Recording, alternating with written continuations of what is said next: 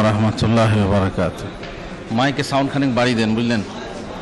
মাইকে সাউন্ড বাড়িয়ে দেন, মাইকে সাউন্ড বাড়িয়ে দেন।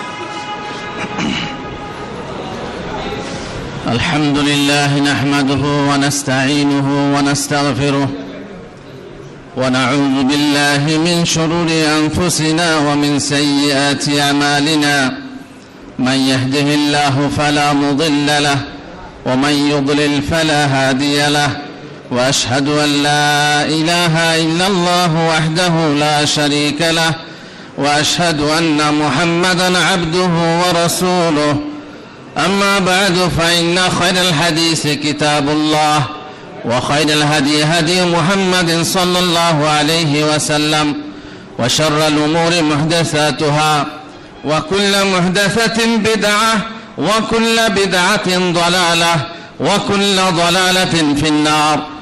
أعوذ بالله من الشيطان الرجيم. هو الله الذي لا إله إلا هو عالم الغيب والشهادة هو الرحمن الرحيم. هو الله الذي لا إله إلا هو الملك القدوس السلام المؤمن المهيمن العزيز الجبار المتكبر سبحان الله عما يشركون. هو الله الخالق البارئ المصور له الأسماء الحسنى يسبح له ما في السماوات والأرض وهو العزيز الحكيم. যাবতীয় প্রশংসা, আসমান জমিন ভর প্রশংসা আল্লাহর জন্য।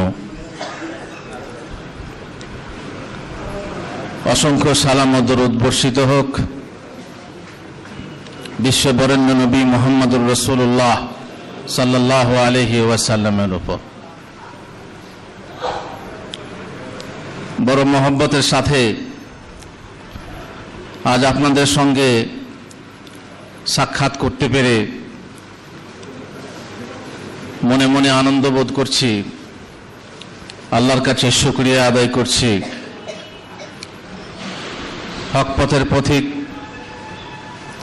যারা হকের সন্ধান করেন, যারা হককে হক জানার পর মেনে নেওয়ার তৌফিক লাভ করেন, তারা নিশ্চয়ই ভাগ্যবান। সেই ভাগ্যবানদের সাথে আজ সাক্ষাৎ করে বড় খুশি অনুভব করছি। আল্লাহ তাআলা যেন আমাদেরকে কাল কিয়ামতের দিনে জান্নাতে সকলকে একত্রে মিলিত করেন, আল্লাহুম্মা আমিন। যে বিষয়ে আমার বক্তব্য, সে বিষয়টি যদিও শ্রুতিমধুর নয়, তার মানে শুনতে ভালো লাগবে না, কিন্তু মন দিয়ে শোনা ওয়াজিব। তার মানে বিষয়গুলি খুব শোনা যায় না, যে কথাগুলো বলবো সে কথাগুলো খুব বেশি শোনা যায় না, খুব কম জায়গায় আলোচনা হয়ে থাকে। এই জন্য ভালো করে শুনবেন এবং মনের জমিতে যে জঞ্জাল আছে থাকতে পারে, সেই জঞ্জাল পরিষ্কার করে নিয়ে মনকে পবিত্র করবেন। কারণ আল্লাহ তাআলা বলছেন, কাদ আফলাহা মান যাক্কাহা ওয়া কাদ খাবা মান দাসসাহা। যে নিজের আত্মশুদ্ধি করবে, যে কুসংস্কার, অমূলক ধারণা, অমূলক বিশ্বাস থেকে নিজের আত্মাকে পবিত্র ও শুদ্ধ করবে, সে সফল হবে। আর যে অপবিত্র, অপরিচ্ছন্ন, অপরিষ্কার রাখবে, সে অসফল হবে। আমরা আল্লাহ তাআলার সৃষ্টি। আল্লাহ আমাদেরকে সৃষ্টি করেছেন, তিনি আমাদের সৃষ্টিকর্তা, খালিক ও মালিক, রুজিদাতা। আল্লাহকে তিনি আমাদের প্রভু, রব্বুল আলামিন, সারা জাহানের প্রভু। সেই আল্লাহ সম্পর্কে সম্যক ধারণা যদি আমাদের না থাকে, তাহলে নিশ্চয়ই আমরা অসফল। যে আল্লাহর ইবাদত করি, যে আল্লাহর জন্য কোরবানি করি, যে আল্লাহর জন্য হজ করি, রোজা রাখি, সে আল্লাহ সম্পর্কে যদি সঠিক ধারণা না থাকে তাহলে নিশ্চয়ই আমরা হতভাগ্য। সেই জন্য ইসলামী আকীদার প্রথম ক্লাস দিয়ে আপনাদের সাথে কথা বলবো। আমি গত প্রোগ্রামে এই জায়গাতেই আপনাদের সাথে কথা বলেছিলাম এবং হাত তুলে ভোটাভুটি নিয়েছিলাম। আজকেও আমি হাত তুলে ভোটাভুটি নেব এবং এই ক্যামেরার মাঝে ঢোকাবো আপনাদের হাতগুলো।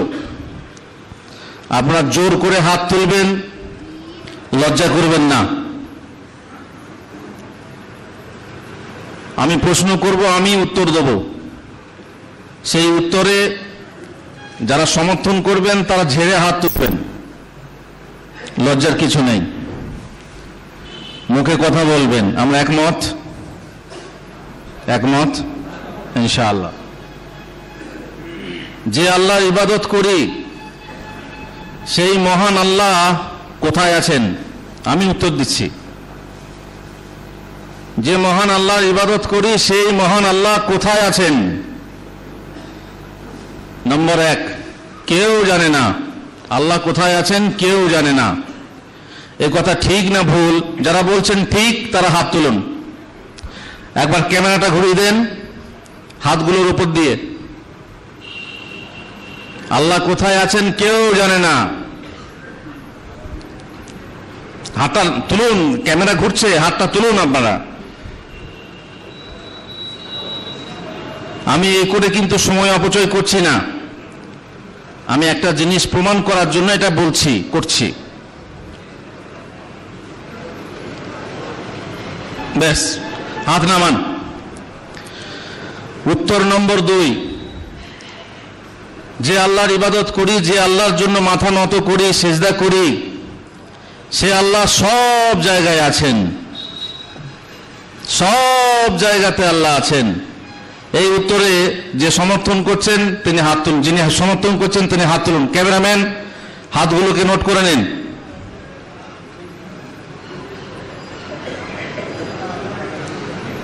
আল্লাহ তাআলা সব জায়গায় আছেন, কোথায় আবার আল্লাহ নেই? আসমান, জমিন, পাহাড়, পর্বত সব জায়গাতে আল্লাহ আছেন, তাই না? ব্যাস, হয়েছে? হাত নামান। উত্তর নম্বর 3, যে আল্লাহকে আমরা জানি, চিনি, যে আল্লাহর আমরা বান্দা, সে আল্লাহ প্রত্যেক মুমিনের হৃদয়ে আছে। প্রত্যেক মুমিনের হৃদয়ে আছে। এই উত্তরে যারা সমর্থন করছেন তারা হাত তুলুন। খবরদার লজ্জা করবেন না। ক্যামেরাম্যান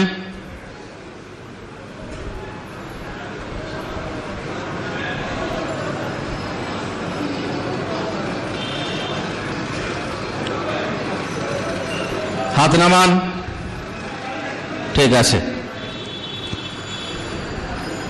এবার বলুন, যারা বললেন আল্লাহ কে কোথায় আছে কেউ জানে না, আল্লাহ কোথায় আছেন কেউ জানে না, তার মানে তার জ্ঞানই নাই যে আল্লাহ কোথায় আছে। যে আল্লাহর ইবাদত করি সে আল্লাহর অবস্থান সম্পর্কে কিছুই জানা নেই। আপনারা কি মনে করেন ইমামে আজম কি বলছে জানেন? ইমামে আজম আবু হানিফা রাহমাতুল্লাহ আলাইহি বলছেন, যে ব্যক্তি জানে না যে আল্লাহ আসমানে না জমিনে, সে ব্যক্তি, বলবো না কি বলেছেন, কারণ আপনারা লজ্জা পাবেন। হাত তুলেছেন, পরবর্তীতে হাত তুলবেন না তাহলে। নম্বর 2, যারা বলছেন আল্লাহ সব জায়গাতে আছে, আসমানে, জমিনে, পাহাড়ে, পর্বতে, মসজিদে, মন্দিরে, এমনকি যে জায়গায় আপনি বসে আছেন, যে জায়গায় আপনার পাছাটা আছে, পাছার নিচেও আল্লাহ, আপনার পায়ের নিচেও আল্লাহ, আপনার পায়খানার নিচেও আল্লাহ, আপনার পেশাবের নিচেও আল্লাহ, আপনার জুতোর নিচেও আল্লাহ। নাউজুবিল্লাহ মিন যালিক বলা হবে? বলা হবে? আরে বাথরুমে গেলে আল্লাহর জিকিরটা পর্যন্ত নিষেধ। আজানের জবাব দিতে দিতে বাথরুমে গেলে আজানের জবাব দেওয়া নিষেধ। নিষেধ মানে করা যাবে না, আল্লাহ জিকির করা যাবে না অপবিত্র জায়গায়, তাই না? তাহলে আল্লাহ সব জায়গায় থাকেন কি করে? যারা বলছেন আল্লাহ সব জায়গায় আছেন, উত্তর ঠিক না, সঠিক না। 3 নম্বর উত্তর যারা বলছেন যে আল্লাহ প্রত্যেক মোমেনের হৃদয়ে আছেন, ইনশাআল্লাহ আমি একজন মোমেন, সালাফি সাহেব একজন মোমেন, আপনি একজন মোমেন, এখানে কটা আল্লাহ হলো? 1 2 3, বাকি গুনতে থাকেন। কত কোটি আল্লাহ হবেন? কত কোটি আল্লাহ? না, আপাতত 33 কোটি দেবতা আছে। এটাও ভুল, ঠিক নয়। বলতে ঠিকটা কি? আর রহমানু আলাল আরশি ইস্তাওয়া, মহান আল্লাহ কোথায় আছেন? 7 আসমানের উপরে।